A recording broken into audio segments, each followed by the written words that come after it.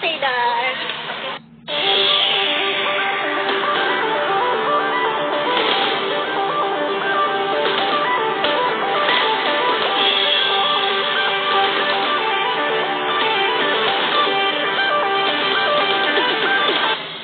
Mga kapedro, so we are here in Cedar. Welcome to Cedar. So kami aron magbaktas sa mga pila kilometro para maabot na namo ang falls, pool, tapos mga ligo na. Cedar, or the Center of Environmental Development and Recreation, is a project combined, maintained, and developed as an ecotourism site by the local government of Impasugong and the Department of Environmental and Natural Resources. Cedar houses a man-made forest of tall, strong trees which can be seen along the main highway. It serves as shade of the park where visitors can stay and breathe the fresh air. An environmentally sustainable building design provides a healthful interior environment, materials, and building systems that should not emit toxic substances in the building. Interior must be revitalized and cleaned with filtration and plantings. Also, the energy used must be minimized through energy-efficient cooling, heating, and lighting systems.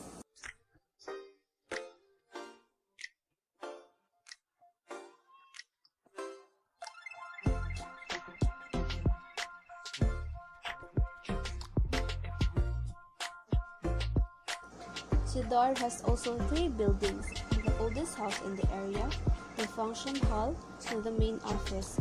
It also has cottages.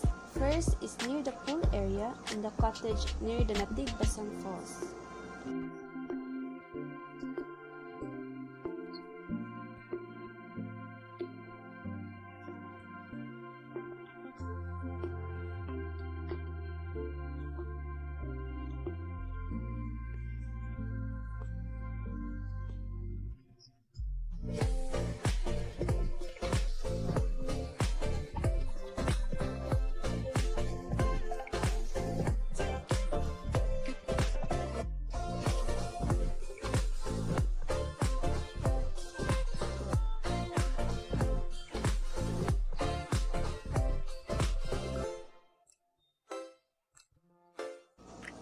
The area is also not into building any fancy structures. Cedar is into forest, campsite, trek, and adventures. Diverse flora and fauna thrive in the area. It is approximately 373 hectares and is covered with a combination of man-made and natural forest, while a large area comprises Mount Kibua, which is generally grassland in nature, being highly ultramafic with chromite mineral deposits underneath the soil. In the area, it exists a 100-hectare rattan plantation. Hundreds of thousands of white laawan trees and giant bamboos are also seen in the forest.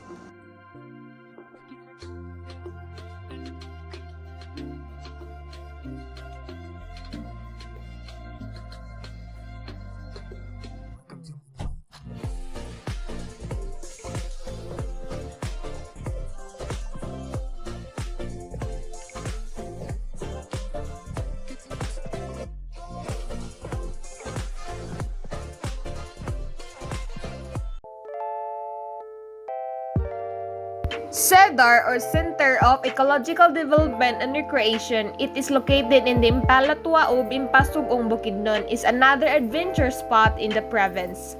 It is situated just beside the highway, and it is equipped with a very cool man-made swimming pool, sourcing from the natural springs, natural forest, rolling hills, and around 4 waterfalls surrounding the area.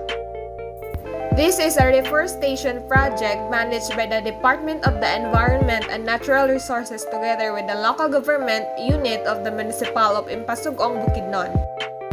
Additionally, it is an eco park that has an estimated land area of around 1,703 hectares.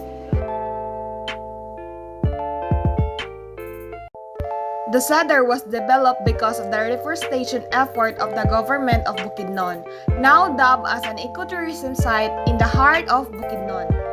It was declared as a protected area and was managed by the government since 1912.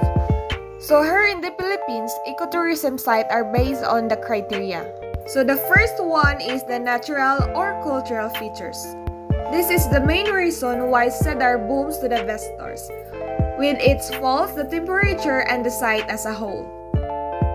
Second one is the availability of ecotourism products. The site doesn't have local products to sell to visitors. Only the fun and adventure you experience at the site will serve as your souvenir. The third one is level of social or political support. So locals and other groups are helping Cedar to improve. It has so many improvements happen at this place comparing before and improvement now.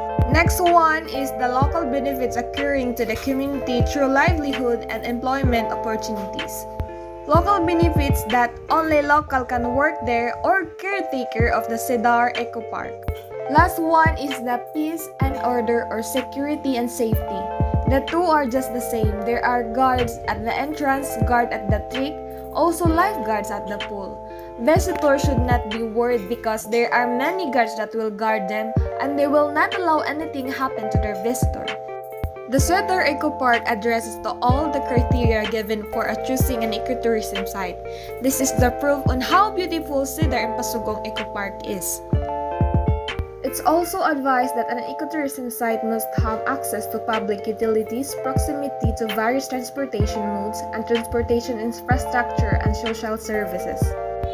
The Eco Park has a two-line national highway that connect Cagayan de Oro City and Davao City, and that means that any transportation vehicles can use to travel going here.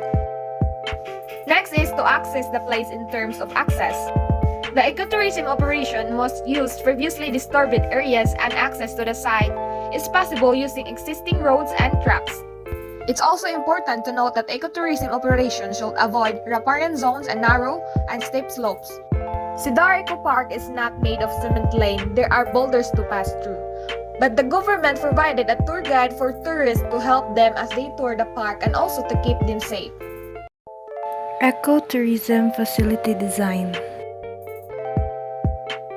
Cedar is a great option for people who loves nature and experience a low-key Baguio feels here in Mindanao.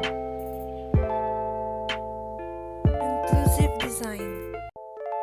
The site is very accessible to travelers since it is located along the highway. The place is best for those who enjoy trekking, camping, and adventure. In terms of the guidelines from the book, the site has lots of lacking guidelines. First is not PWD friendly, and second is not following the universal standard color stop signs. But it has a wide parking space, campgrounds that are natural looking firm surface, and floating docks at the swimming pool. Tropical design. The area is surrounded by tall trees. The place offers an average temperature ranges from 16 to 31 degrees throughout the year if it's typhoon free. Safety consideration. The LGU puts danger zones to the area. Some of these are strictly no entry beyond 4 p.m. since the people in charge may not be aware of the rising water levels or floodings. Cultural sensitivity. The conference halls are open for any group who would like to rent. The site respects all the different groups and give fair treatment to everyone. Gender sensitivity. The site near the pool has a public toilet but only labeled as male and female, but they respect the LGBTQ visitors by giving them the freedom to choose where they want to enter. That's it. Thank you!